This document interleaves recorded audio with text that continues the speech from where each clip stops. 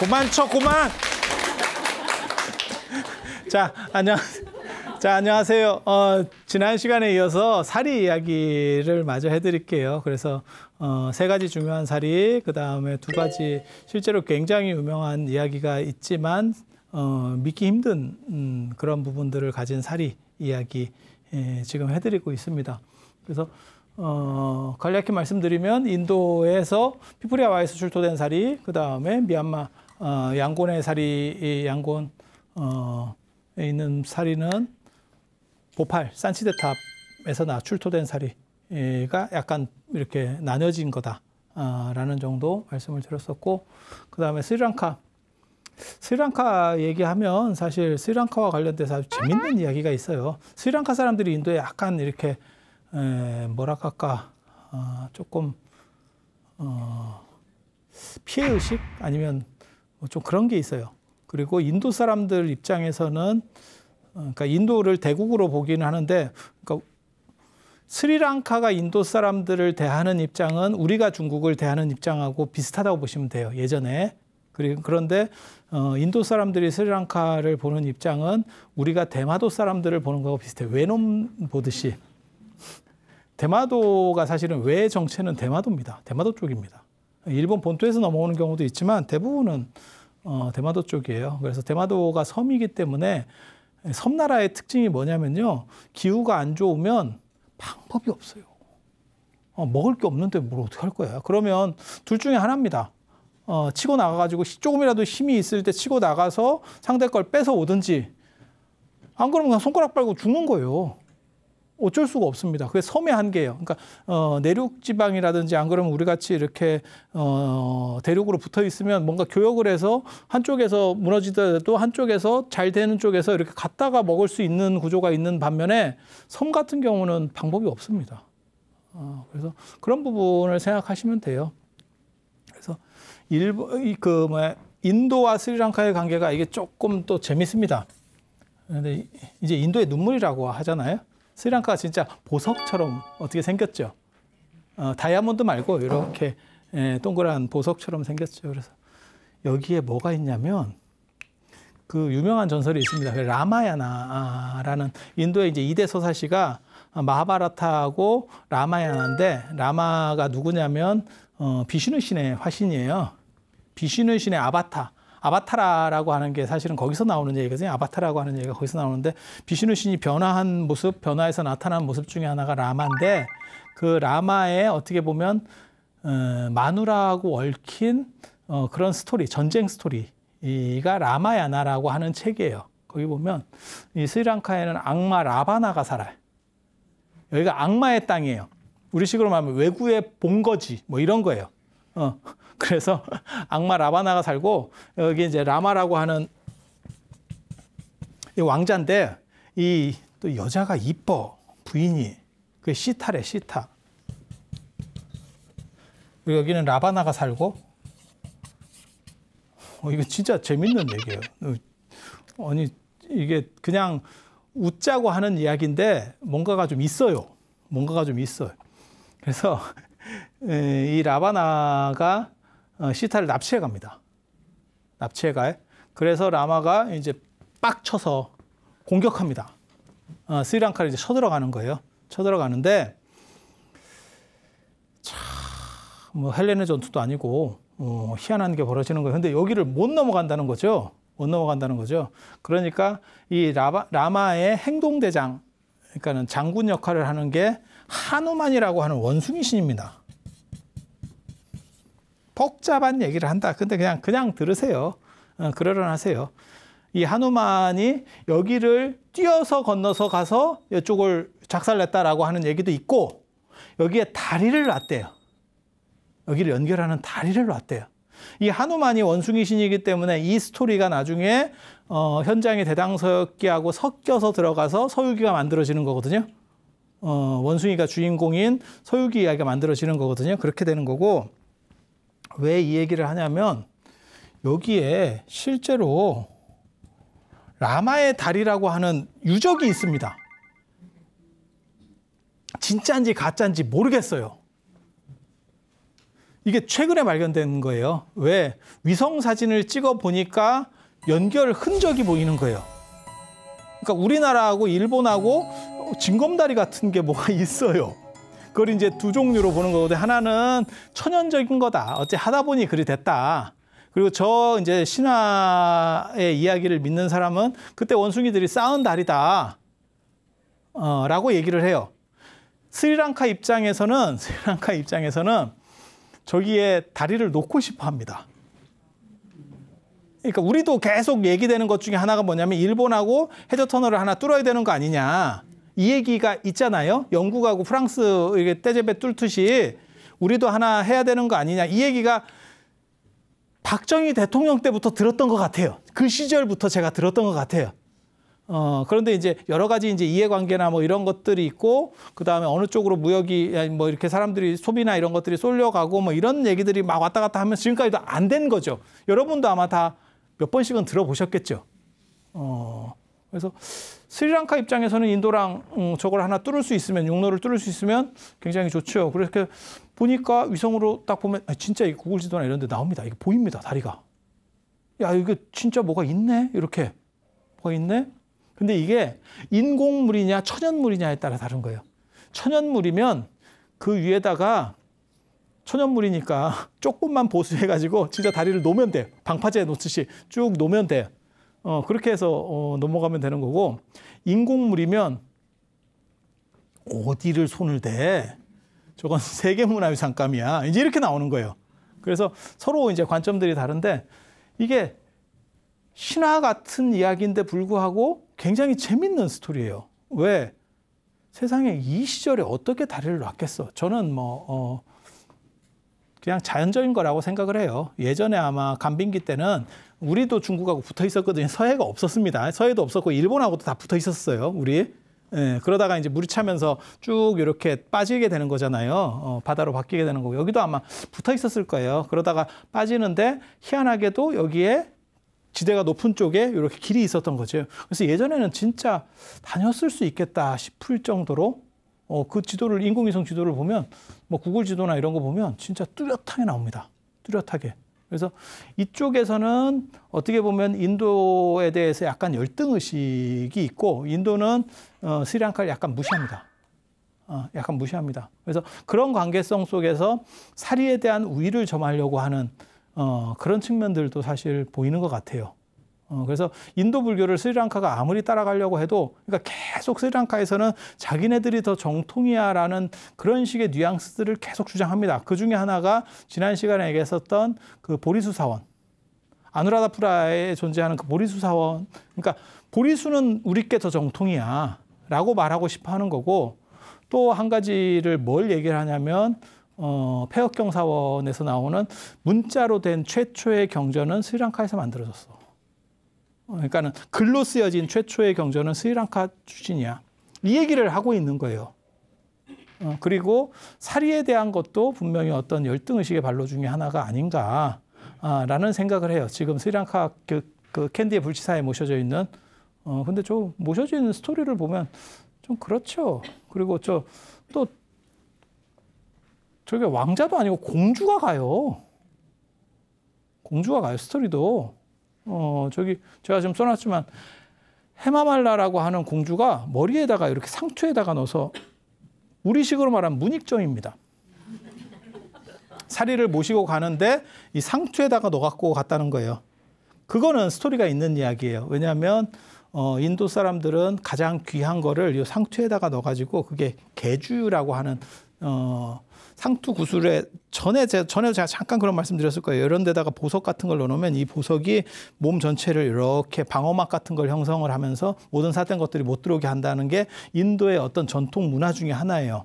그래서 정대한다라는 개념도 있고, 사리를 정수리에 모시고 간다라고 하는 개념도 있고, 그런 식의 정대 개념이 관세음보살이 아미타불을 모시는 것도 비슷한 이야기거든요. 이렇게 그게 아미타불을 요 이마에다가 이렇게 여기 있다 하고 있는 게 아닙니다. 잘 모르는 사람들이 자꾸 관세음보살이 여기 하고 있으니까 여기인 줄 아는데 그런 거 아니에요. 그런 거 아니고 원래는 이 머리 위에다 올리고 있는 거예요. 근데 머리 위에 있는데 앞에 보이던데요? 상투를 틀어서 그래. 상투를. 머리가 있고 사람이 머리가 있고 여기에 상투를 튼단 말이에요. 상투를. 상투 속에 넣어놓는 거예요. 그래서 아미타 부처님을 이렇게 딱 내가 모시고 정대를 하고 그렇게 닮아가겠다. 근데 상투 안에 들어있으면 어떤 일이 벌어져요? 안 보이죠. 안 보이죠. 그러니까 그걸 밖으로 끄집어내는 겁니다. 여기에 존재하고 있어. 보여주려고. 보여주려고. 그래서 앞으로 튀어나와 있는 거예요. 실제로 부처님 불상에도 보면 이렇게 구슬 같은 게 여기에 이렇게 나와 있는 경우가 있어요. 이렇게. 그것도 계주라고 하는 게 원래는 안에 들어 있는 거예요. 이게 이제 설명하려면 좀 복잡합니다. 저 이제 불상의 기원과 변천에 대한 이야기를 마구잡이를 해줘야 돼요. 근데 그것까지 할 시간은 없고 아무튼 안에 있는 거를 사람들에게 잘 보여주고 설득하기 위해서 밖으로 도출시킨 거라더라. 거기까지만. 그리고 제가 그런 걸 주제로 또 논문을 썼었습니다. 논문을 썼었습니다. 실제로 나중에 도안 얘기에 보면 뭐가 나오냐면 도안에 이제 아마 다음 시간에 얘기할 거예요. 제가 이렇게 써놓긴 했지만 실제로 이게 사리에서 하다가 시간이 없어서 이건 이제 다음 시간에 할 거예요. 내가 예지력이 있잖아. 예지력이 있잖아. 근데 도안 얘기해 보면 오래된 불상, 그게 이제 법원주림에도 나오고 고승전에도 나오는 얘기인데 오래된 불상을 이렇게 보고 사람들이 상호가 별로 아니어서 이러면서 별로 존중하지 않았다는 중국 사람들 얘기가 나와요. 중국 불교 안에서. 이유는 뭐냐면 서역 사람처럼 생긴 거예요. 불상이. 인도 스타일이 들어오니까 우리의 부처님이 잘생기면 기도가 잘 되느냐? 이런 거 아세요? 부처님이 잘생기면 기도가 잘 돼요? 관계없어요? 잘생기면 기도가 잘 됩니다. 100%입니다. 뭐하고 똑같은 거라고 생각하시면 되냐면 초등학교나 중고등학교 때 선생님이 잘생기면 공부가 잘 돼요. 그 과목이. 근데 부처님이 잘생겼다라고 하는 개념은 여러분의 개념하고는 약간 틀려. 그러니까 우리가 미남 미녀의 개념하고 부처님이 잘생겼다라고 하는 개념은 그게 성스러움을 가졌느냐, 속된 속기를 없앴느냐라는 개념이 잘생겼다라는 개념이에요. 약간 달라. 그래서 석굴암 부처님 보면 각이에요.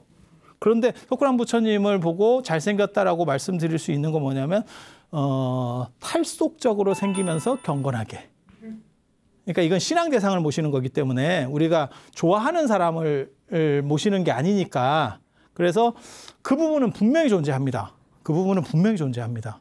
그래서 그러니까 외국에서 들어온 불상이기 때문에 잘 안 맞는 거예요. 정서적으로. 그럴 수밖에 없죠. 뭐 아랍 사람 개념 같이 만들어졌거나 그러니까 중앙아시아를 거쳐서 오니까 중앙아시아 스타일로 만들어졌거나 인도 스타일로 만들어졌으면 중국 사람들이 볼 때는 선호도가 떨어지겠죠. 뭐 이해가 되잖아요. 그러니까 도안이 뭐라고 그러냐면 저 부처님을 어떻게 좀 수리를 하면 안 돼요? 이제 사람들이 얘기를 하니까 도안이 그러면 뭘 어떻게 해볼까? 뭐 이러면서 이렇게 수리하는 척을 하는데 이 정수리를 여는 얘기가 나와요. 정수리를 열면 여기서 사리가 나와요. 왜? 여기에다가 아까 그 개주 모시는 그러니까는 관세음보살 이렇게 관세음보살이 아미탑을 모시는 것처럼 여기에 모시는 문화 때문에 인도에서는 우리식으로 말하면 복장 개념을 정수리에다 합니다. 실제로 저 파키스탄의 라우르 박물관의 6년 고행상 같은 데도 여기 위에가 다 뚫려 있어요. 이렇게. 거기에 살이 모셨던 자리입니다. 살이 모셨던. 그러니까 인도 사람들은 머리로 생각한다는 개념이 있는 거고 동아시아 사람들은 복장을 배에다 하잖아요. 그래서 배로 생각한다. 제가 그 얘기를 계속 반복해서 해드리는 거예요. 이유는 뭐냐면 문화가 달라요. 지금은 생각을 뭘로 합니까? 다 머리로 합니다. 100% 이렇게 나오는데 옛날에는 안 그래요. 그래서 머리 개념, 머리 숭배 개념 플러스 거기다 개주 모시는다는 개념, 가장 중요한 구슬을 정수리 위에다가 정대해서 모신다는 개념이 있기 때문에 여기다 사리 모시는 그렇게 해서 구멍 뚫려 있는 불상들이 중국에서도 초기에는 그게 존재하고 있습니다. 그건 뭐 확인이 됩니다. 확인이. 그래서 그런 전통들이 다 이렇게 아우러져 있는 거예요. 그래서 도안 얘기에서도 도안 같은 사람은 이게 굉장히 박학한 사람이라서 그걸 알고 있는 거예요. 그래서 그 사리를 꺼내서 이렇게 보여주니까 사람들이 우와 하는 거죠. 중국 촌놈들이 이제 모르고 있었던 거죠. 그러니까 이제 이 정도면 되겠어? 이러면서 다시 그냥 모셨다는 이야기가 나옵니다. 그래서 사람들이 도안 스님은 어떻게 저런 머리에 부처님 머리에 불상 머리에 사리가 모셔져 있는 걸 알았을까 이러면서 막 감탄하는 얘기가 나와요. 나 논문 썼다니까. 나 그런 걸로 논문 썼다니까. 근데 요즘 사람들은 아무도 감탄하지 않아. 참 제가 도안 스님 계셨을 때 태어났으면 참 좋았을 건데 뭐 그런 안타까움이 있습니다.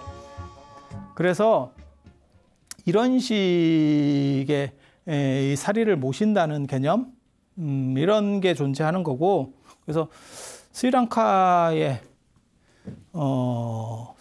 인도를 이기려고 하는 게 보리수하고 폐역경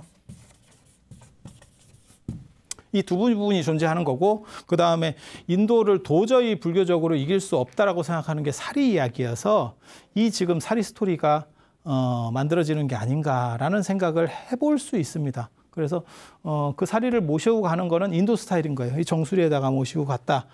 그런데 왜 하필 여자냐에 대한 거는 생각이 좀 많죠. 뭐 남녀평등인가? 이게 페미니즘인가? 지금 시대가 어떤데? 근데 여러분들이 그 굉장히 지금 놀랄 만한 얘기를 제가 하는 거예요. 사실 왜 불교적으로도요. 특히 인도 같은 경우는 남녀 차별이 심해서 미얀마 안 가보셨죠? 미얀마에 가면 중요한 사원에는 여성들은 부처님을 아예 접근을 못 합니다. 부처님 못 만집니다. 진짜 지금도.